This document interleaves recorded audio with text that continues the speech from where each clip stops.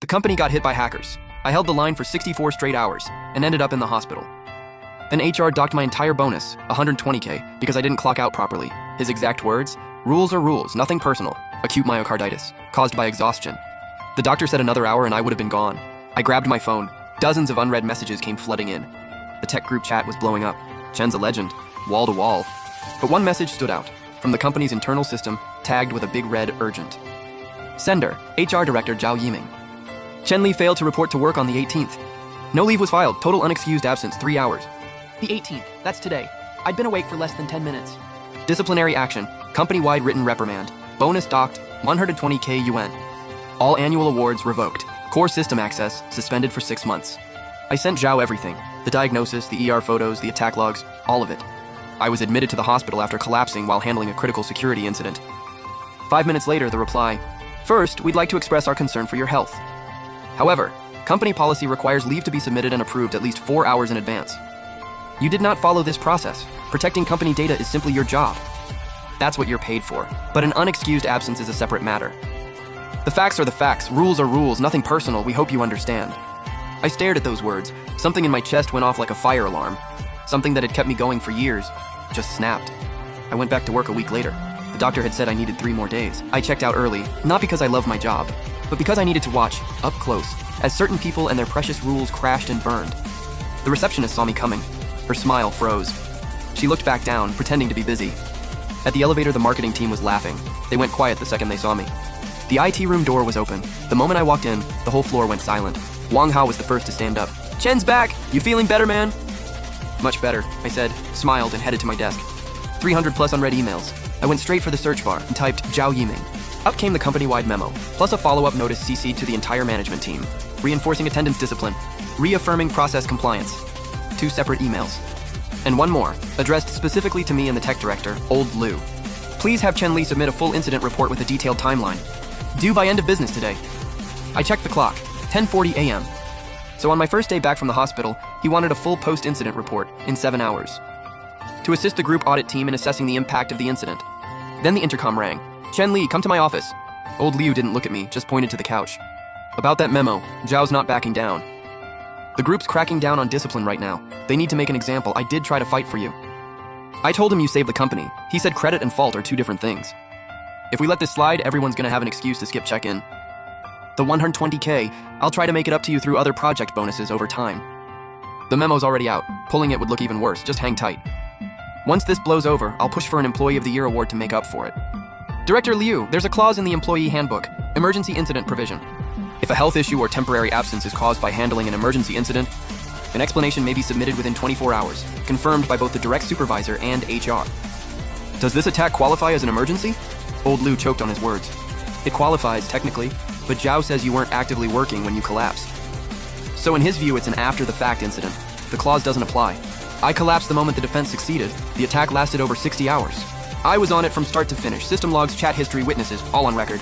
Old Liu lowered his voice. "You're not wrong, but Zhao doesn't play by logic. He's the boss's son-in-law. You go head-to-head with him, you're not gonna win."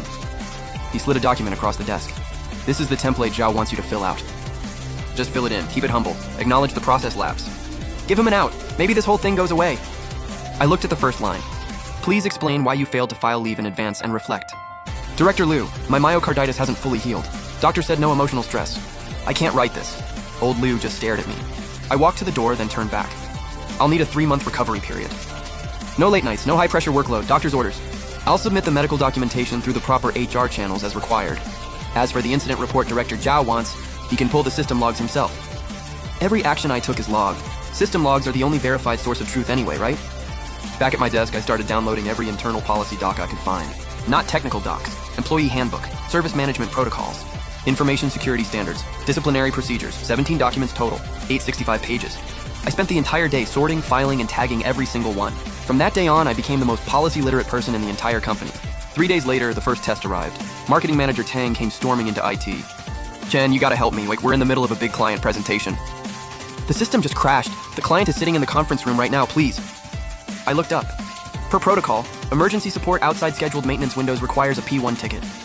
That ticket needs sign-off from your department head and a Tier A service manager. Once approved, the system will auto-assign it to the on-call engineer. "What's your ticket number?" Tang's face turned beet red. Are you serious right now? The client has been waiting 10 minutes. Which is exactly why we need to follow the process, to show the client we're professional and by the book.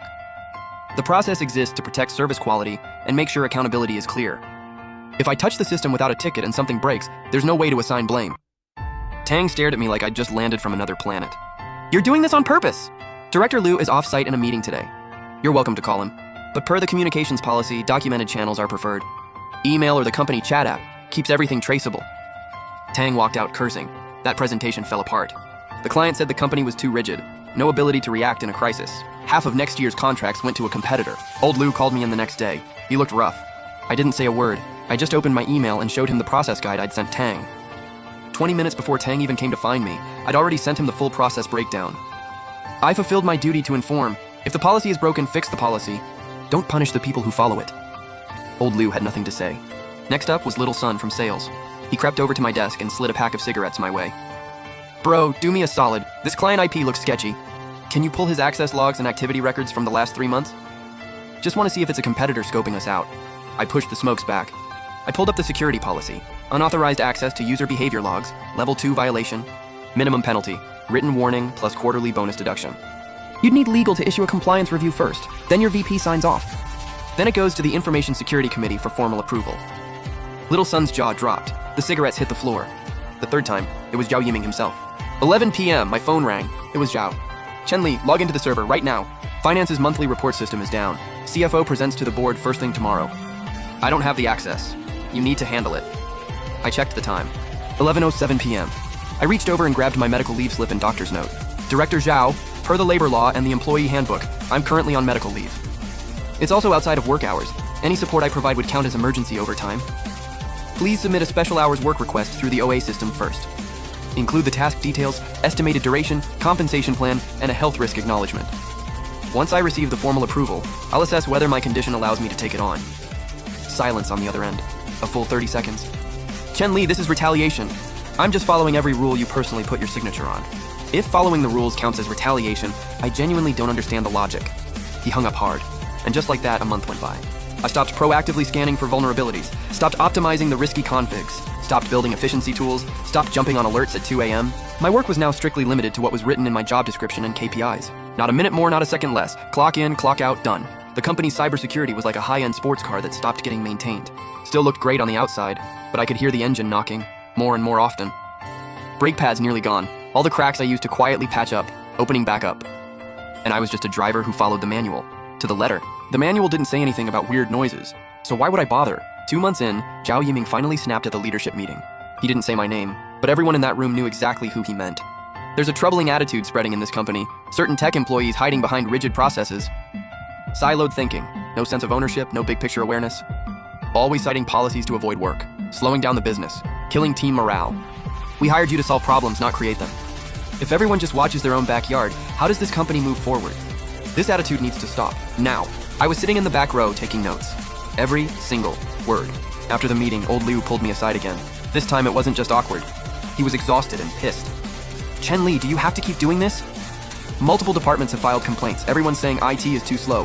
Zhao's on my case every day. Can't you just be a little more flexible?